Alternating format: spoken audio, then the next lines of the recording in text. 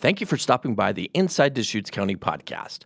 Wherever you might be and however you might be listening, we appreciate you making us a small part of your day. We hope you click those subscribe and download buttons, and be sure to catch us wherever you listen to your podcasts. You can also find us on Deschutes.org/podcast. Deschutes County is an amazing place to live. Ease of access. Work and play. Great place to raise a family. I love the weather and the high desert. At Deschutes County, we provide excellent service. We're here to help you. Deschutes County is the heart of Oregon. Everyone wants to be here. This is episode 17 of the Inside Deschutes County podcast. Thank you so much for listening. I'm Eric Brion. Happy New Year. It's hard to believe that it's 2024. I thought for sure we would have like flying cars or something by now. Not so much. Anyway, it's that time of year though when people reset, get back to work after the holiday season, holiday vacations. Usually those first few days after the new year, it's like just jump right in. So we're going to do just that and jump in on a topic that's had a lot of discussion in Deschutes County the last few months, maybe even the last few years. Rural, I never can say that word, rural accessory dwelling units, ADUs, it's probably the easiest one. Yeah, it is a mouthful. My guest today is Kyle Collins. You just heard him, Associate Planner for Community Development. Kyle, thank you for being here. Yeah, thanks for having me on. Well, you're going to talk about what ADUs are, the rules, the regulations, how you can apply, maybe some of the things you've heard that have been a problem for people. Yeah. But Happy New Year to you. Thanks for being here. Yeah, happy 2024. I can't believe it's 2024. I don't know that I can either. Did you have a good New Year? I did have a good New Year. That's good. Yeah, it was wanted there to be more snow than there is, but that was. Where is the snow? I don't know. It's supposed to snow this week though. A little bit of snow. We're recording January 2nd, so we'll probably get this out later this week. But yeah, the snow. It's been a big topic. Not as big as rural ADUs, but it's up there. But it's up there. Did you make any New Year's resolutions? What do you do when it comes to the New Year? I feel like I bounce back and forth. It's either like something super specific. I'm going to complete some task, like travel somewhere or read X number of books. Like be on this podcast, right? Or be on a podcast, yeah. I only had to bug you like once or twice. Yeah. So I'm sure that was a resolution of yours to get on here. Probably just be more mindful. Maybe that's an easy resolution or not an easy resolution. So it's not like a go to the gym kind of thing, cut out foods. No, I mean, that's mine. I feel like every year. If I set myself up, I'm gonna fail. Usually by day 4 or 5. Yeah. See, my birthday also falls in January, so it really messes with me. It's a double. Because it's like, well, I'll do it after my birthday, and then it's like, I'm not very good with that. Yeah. I stink. Rural. Rural. I think we can just say ADUs. ADUs, yeah. Okay. But there is a distinction, right? This is in the rural part of Deschutes County. Can you explain? We've talked a little bit about this on this podcast, but can you just explain accessory dwelling units, rural accessory dwelling units, why we're talking about them, why this has kind of been a topic in the news, in the county for a while now? Definitely. Yeah, and I'll point out it's not even just a Deschutes County issue. This is something that's been kind of a statewide, all across Oregon for a number of years. And Oregon's pretty unique in that we have what's called a statewide land use planning system, which is not true of any other state really in the country, and that all of our rules basically come from a piece of legislation that was passed in the 70s. And in a nutshell, it says urban uses are inside the city limits, and rural uses, you can think things like farms, forestry, et cetera, those are outside the cities, and never the twain shall mix. ADUs are basically exactly what they sound like. They're accessory dwelling units. So that means you probably have your primary dwelling on site, you got a single-family house, and maybe you've thought about building a structure that you want to house your in-laws, friends and family, whoever it happens to be, and that secondary dwelling unit on a piece of property is an ADU. And that's for most people, right? They probably want it for mother-in-law, family. That tends to be. Who else might be interested in these? I mean, it really Rentals? is. Rentals, yeah. A lot of people see it as an opportunity for some secondary income. Obviously, it's the housing shortage kind of across the state, but here in Deschutes County, I think it's especially acute in a lot of ways. So people see it as both an opportunity to kind of alleviate some of those issues, as well as, I mean, if you've got a couple of acres that you're willing to put a secondary house on and rent it to somebody, it helps them and obviously gives you a little bit of extra income as well. So this has been in the news a lot since I've been here. Is it because these are difficult to figure out the rules and regulations? Is it people don't want them? What's kind of the reasoning for, I don't want to say controversy. It's not controversial. It doesn't seem controversial. Maybe it is. But what is the, kind of the ins and outs or the struggle of getting these implemented? Is it the rules, or is it that people don't want them? It's mostly the rules. So to kind of go back to that statewide land use planning system, we actually weren't allowed, either as Deschutes County or any other county, to allow more than one dwelling unit on a piece of property outside of our cities until passage of a state law that occurred in 2021.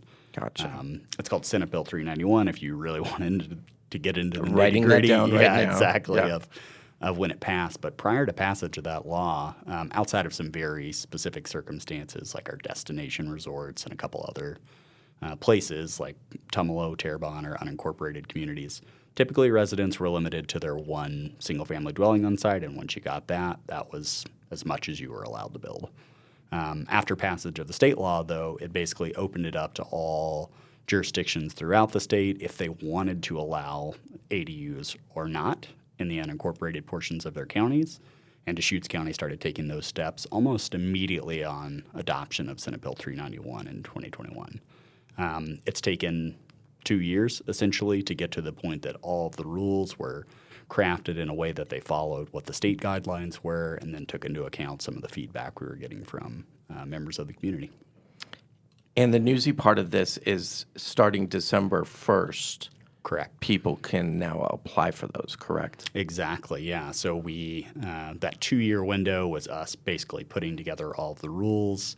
Had to go through a number of public hearings, like with the adoption of any new land use regulations that we put into place. And then after those hearings were concluded, our Board of County Commissioners ultimately voted to adopt them back in November of 2023 with an effective date of December 1st. So we're about a month out from the first applications being available. And how is it going? As far as we know, a lot of interest, certainly seeing a lot of feedback from members of the community at the Community Development Department. So we're the ones that you actually show up for and pay the fees for building permits or septic permits, and in this case, an ADU permit. I think we've had at least 2 formal applications at this point, which is, given that this is not high season for building, is kind of remarkable. The snow still hasn't flown exactly on the ground, but we generally don't see kind of development activity pick up until sometime into the spring when the weather warms up a little bit. Contractors are a little bit out of their pipeline of starting to put projects in. So we've seen a lot of interest, and I would expect that'll probably continue for certainly the next several years. And with any building, right, it's not a super easy process. I mean, there's a lot of steps, right? There are a lot of steps. I mean, I don't want you to list them all right here, but maybe give people a sense as to, if they're interested in this, what they can and should do in regards to starting this process. Yeah, that's a great question. So it's a little bit different than building just your standard single-family dwelling, let's say, on a vacant piece of property. There are some rules that we had to take into account from the state level, that Senate bill that I referenced earlier, that we had no control over. We basically had to put them online.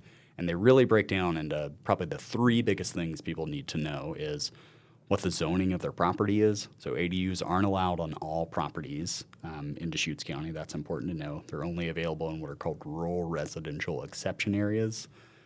Those are places like your RR10 zones or MUA10 zones. They're not allowed in the exclusive farm use or forest zones. Those are our big kind of agricultural and forestry located areas. The next big thing to be aware of is the size of the property. So properties predominantly have to be at least 2 acres or larger, but there's some exceptions for southern Deschutes County based on some groundwater characteristics down there. We have to be 5 acres. So that's kind of the next big thing. And then the last thing is the actual size of the structure you want to build itself. So ADUs, because they are intended to be accessory to your primary dwelling, they're limited to 900 square feet of what we call usable floor area. So you get 900 square feet of dwelling unit, you can think of it that way, and that's what you have to meet in order to actually qualify to build one of these. Talk a little bit about the difference between the South County rules and the everywhere else rules, the 2 acres, 5 acres, because I don't know if everybody understands the reason why. We talked a little bit about this with on a previous podcast, but we got a question about that. Like, why the 5 acres versus the 2? Yeah, it's a great question. A lot of it is coming both from the State Department of Environmental Quality as well as our local, who we call the On-Site Wastewater Division, also related to community development. And basically there is a very high groundwater table in southern Deschutes County. It's primarily associated with the Little Deschutes River. I'm sure plenty of community members are familiar with the Little Deschutes. And because the groundwater table there is very high, there's been longstanding concerns of nitrate pollution in that portion of the watershed. So certain drinking water wells have been affected for 40, 50 plus years, where development started back in the 50s and 60s. And given that ADUs produce additional wastewater, the concerns were that we could exacerbate that problem rather than trying to find some long-term solutions. And so as a little bit of a compromise, it was determined that by increasing the size of properties to allow ADUs, we'd still provide that opportunity for some community members, but we wouldn't have the negative impacts associated with additional wastewater. And these rules are pretty strict too, right? I mean, in terms of you can't have 1.9 acres or 4.5 acres. This is 5 and 2. Yeah, they're hard and fast.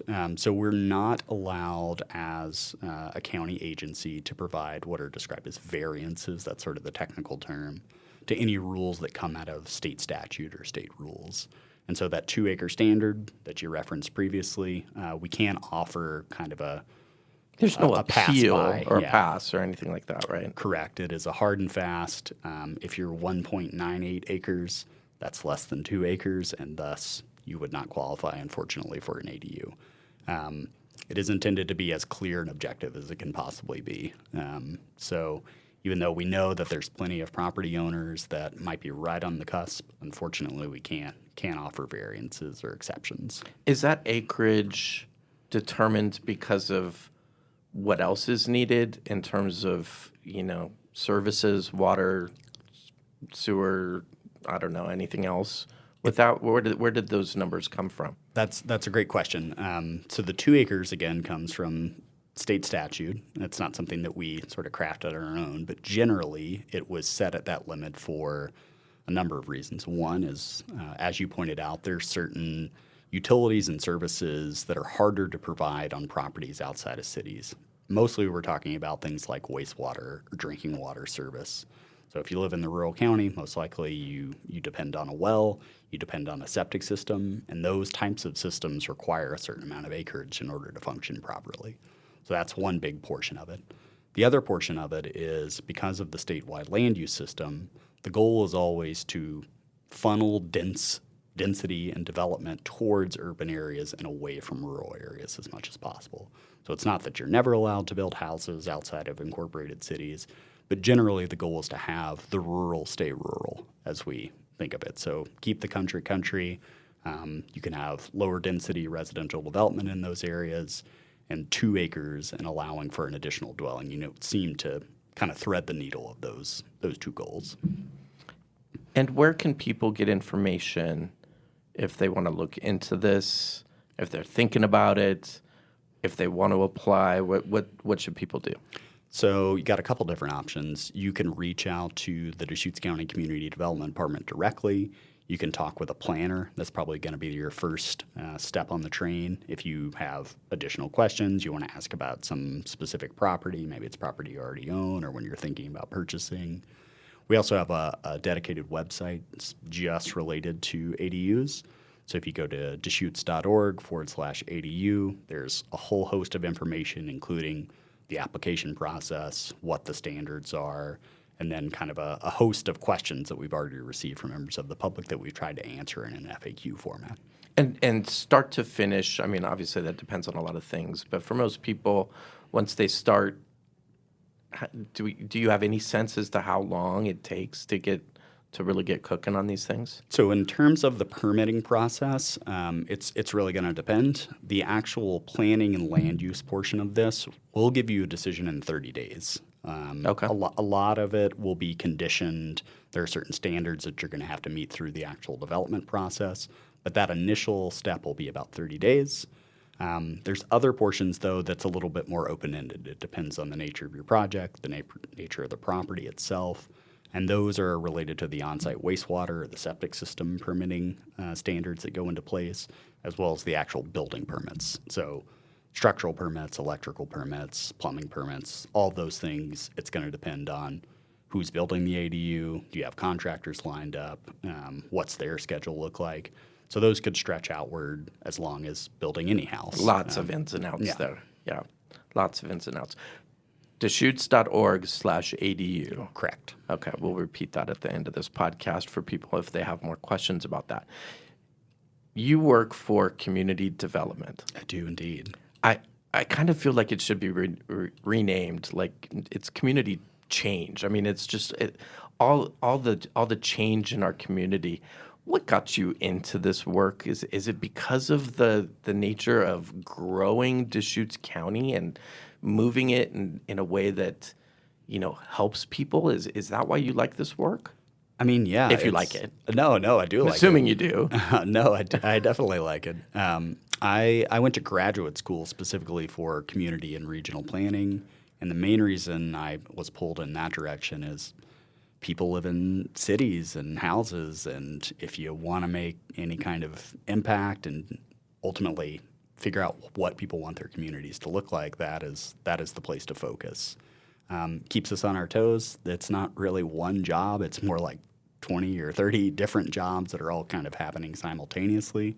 And so there's always variety. I'm not ever dealing with the same thing on a day-to-day. Yeah, and that's why I asked the question, because you work with more than rural ADUs. I do, yeah. So what else might be on your plate that you can talk about?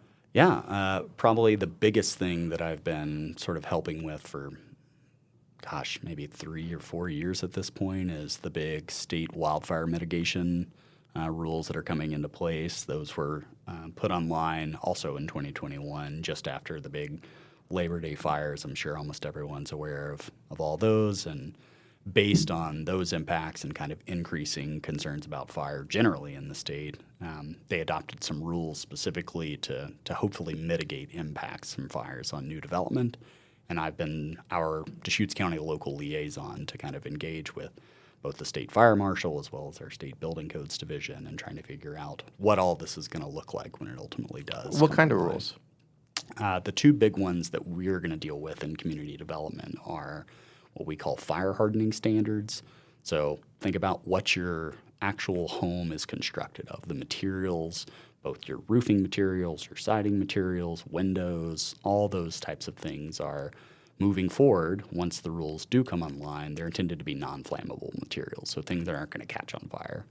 The second big piece are what we call defensible space standards, and that has to do with the vegetation surrounding whatever your residence is, with the goal ultimately of keeping it maintained in such a way that's not going to promote fire from running up directly against your house and ultimately catching your house on fire. I know you're not an enforcement division, but it seems like rules come as a result of the work that you do. So people might have to, redo their landscaping as a result of these, or change their siding, or what So how do you navigate that, and who is the person that makes sure that the things that your department, you and your team put together as a result of what comes down from legislature and those kinds of things, county commissioners, how does that get implemented? Because I don't think that would be super easy. It is not. It's a great question, and it truly is always a balance. I mean, we certainly don't want to come across as the people that are telling you how to live your life, et cetera, especially when we're enforcing rules. Because you're not the aren't county adopted. HOA. Correct. A lot of it comes down to education, primarily. We would prefer people understand the reason these rules are in place, if there are rules at all. Sometimes they're voluntary standards. But education, first and foremost, generally giving people resources to actually implement these things over time. And then understanding that there's always going to be a learning curve. I mean, particularly when you're talking about wildfire standards, this is something that will probably come online over the course of 10 to 20 years. It's not an overnight on-off switch where everything has to meet a certain level of whatever it is. You got to change your roof overnight. It's more about when things do need to change, making sure they change in the right direction. I feel like that's why you guys are always a topic of conversation, the things that you guys work on, because the outreach is so important that you're kind of putting things out there for discussion, debate, making sure that the right decisions are being made specifically for Deschutes County. You guys do a lot of that work, the outreach. Outreach is Open houses. Yeah. I see you're on. I know because I work on the social media team. Social media, we're always kind of peppering the county with community development work. Is that just a priority for the team because that's how you implement things? It's a little bit of a local priority, but it also, again, comes from that statewide planning system that Oregon has in place. So the statewide planning system has a bunch of goals. There's 15 of them. I'm not going to tell you all of them, but goal number one is community involvement. And so anytime a rule comes online, comes into place in any way, we're required to go through a pretty extensive public involvement process. So nothing's ever a foregone conclusion. I mean, the reason we do this obviously is because we want to know what people want to see in their community. There's usually conflicting opinions about what things should happen where, and we do our best to kind of meld all that into a consensus, if we can find a consensus, before we bring anything towards our decision makers, the Board of County Commissioners, who are the ones that are actually going to sign a document that makes something happen or not happen. So wildfire mitigation, rural ADUs, anything else you can kind of give us a sneak peek behind the curtain? Yeah, we do a fair amount of what we call community planning. So these are like very focused areas of our county that we go through, and about once every 10 years, we go back to members of that community and with a document that we've previously prepared and say, hey, 10 years ago, these are all the things that you wanted to see in your community, and basically give an update.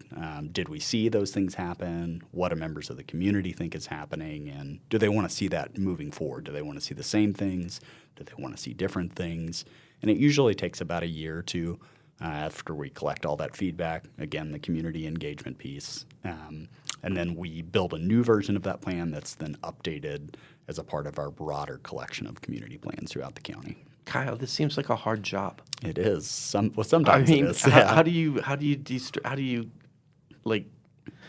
because some of it is controversial to some people, some of it's, changing. It's change. Change is hard for people, and change is good, so on both sides of the coin, but how do you navigate it personally? Like, because you're having to do the work, but then you're having to navigate the input. It's a great question. There's a certain amount of, we are subject matter experts in some way. Like, we spend the time to understand why new rules may or may not be required. But ultimately, again, because nothing's a foregone conclusion, a lot of it is just relying on what the community tells you they want to happen. So there's a certain amount of, this is what we heard from everyone. And if we miss here, there's always an opportunity to change it again in the future. Or if something doesn't go the way we expect it to. New things happen, new events, like who expected in 2020 for there to be all these fires. That sets off a catalyst to maybe reevaluate some of the patterns of development that we'd seen previously, and then hopefully make changes for the better. Yeah, I'm guessing a lot of maybe mountain hikes. Oh, yeah. A lot of skiing. Personally, I mean, it's Deschutes County, right? Like, Yeah, I'm right. lucky to live here. Everything that you can want from an outdoor recreation perspective is Kind of navigate that stress. And, Oh, yeah. Yeah. What are you the most proud of? Because, I mean, you've worked on some things. So, kind of what's in your trophy case of like, hey, I did that.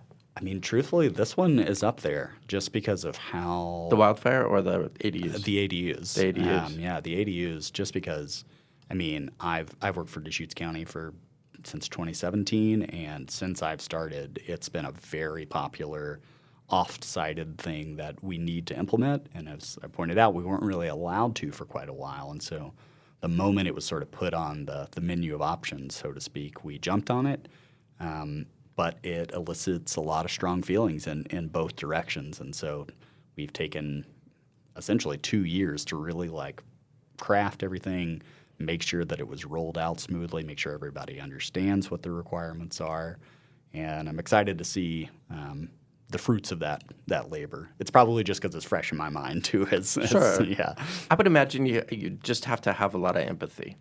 Oh, definitely. Because all these situations for people applying for, whether it's the rural ADUs or new wildfire things, or there's the rental RVs situation, everybody's situation is different.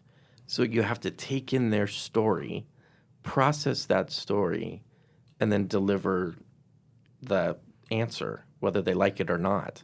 And so I would imagine that would be the tricky part of this job. It is, yeah. And we typically, I would say, in CDD, there are always lines in the sand. I mean, sometimes things are just handed down to us that we have to comply with one way or the other.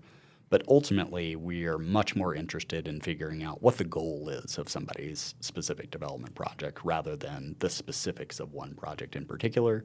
And so even if somebody asks us for something that they'd like to do that maybe the current rules don't allow them to do, we would typically take that opportunity to find maybe a middle ground or a secondary opportunity that community member might not have been aware of that could still get them Still fits in the framework. Still fits in the general idea of what they would like to do. And ADUs, I think, follows sort of that same pattern where we've tried to give people maximum flexibility while understanding that there's certain things that we just can't change. You and I talked before we started about plans. Like, community development has a bunch of plans, and it's more about taking information in and listening. Your active listening skills must be off the charts because of just acquiring that information and then applying it to, okay, we've got these legislative stuff coming down the pipe, whatever's been decided on with the Board of County Commissioners. Talk about plans, and I mean, because it's not just, hey, we've got this plan and we're going to beat you over the head with it, right? It's not that. No, definitely not that. Like I said, the community involvement piece, because that's goal one, we actually have to document, these are all the steps that we took to solicit feedback and information from members of the community. We are never showing up to any type of planning situation with a pre-drafted set of this is what we think should happen. It is almost always from the ground up, from the community up, unless there's some specific state statute, again, that we're required to implement. And, of course, there's a diversity of opinions in our community. And so sometimes it feels like you got to win on your checklist, or maybe you're disappointed that something doesn't happen. But the goal, again, is to find what's the middle ground, what's the consensus that everyone can kind of agree that even though I didn't get exactly what I wanted, it still seems like it's not going to cause undue problems or things that could have been avoided otherwise. So hopefully it sort of cools the temperature down when we go through that process, which is also why we take so long to do a lot of these plans. I mean, we'd rather have more input and feedback than less. That's kind of always the North Star, so to speak, in these planning exercises. Like the Deschutes 2040 plan, right? We're going to get Exactly. Nicole on here, just who you told me that I need to get on the podcast to talk about the Deschutes 2040 plan. Yeah, the biggest plan we have by far is what's called the comprehensive plan. That's a document that, again, we try to update typically every 10 years or so. So we've, for about the last year and a half, been underway for a large countywide update of our comprehensive plan. And the comprehensive plan guides essentially all development that occurs in our jurisdiction for the next 10 to 20 years. That's the overarching framework. But as you can imagine, Deschutes County is pretty big. There's a lot of people that live here. And so soliciting feedback. A lot of opinions. A lot of opinions. Just yeah. a few. Just a couple. Just a couple. But soliciting all that feedback takes a long time, and we want to make sure that we're accurately crafting into a formal document what people are telling us on the street. Well, Kyle, lots of good information. Thank you. I appreciate it. It's a can be a tricky topic for some and tricky to understand because there's rules and things you have to go by in order to do some of these things. But thank you for taking the time to explain them and really make it digestible for people who aren't in your department or aren't in the building world. They're like, wouldn't it be great if we could have a mother-in-law unit or something like that? I think, taking the time to actually break it down is super valuable. So Absolutely. I appreciate that. Of course. Happy New Year to you. Happy New Year to your team. Thank you for being here. Happy New Year, Eric. If you have a question about rural accessory dwelling units, ADUs, you can go to the website Kyle talked about. That's Deschutes.org/ADU. Deschutes.org/ADU. And if you have questions about the Community Development Department, the work that they do, or if you need to contact any of their team, some of the planners, you can go to Deschutes.org. Just go to the Community Development tab. If you have a question about this podcast or ideas for future podcasts, you can email us at info@Deschutes.org. info@Deschutes.org. Remember to subscribe to the Inside Deschutes County podcast wherever you listen to your podcast. Drop us a review, drop us a rating. We'd really appreciate it. But until next time, be safe out there.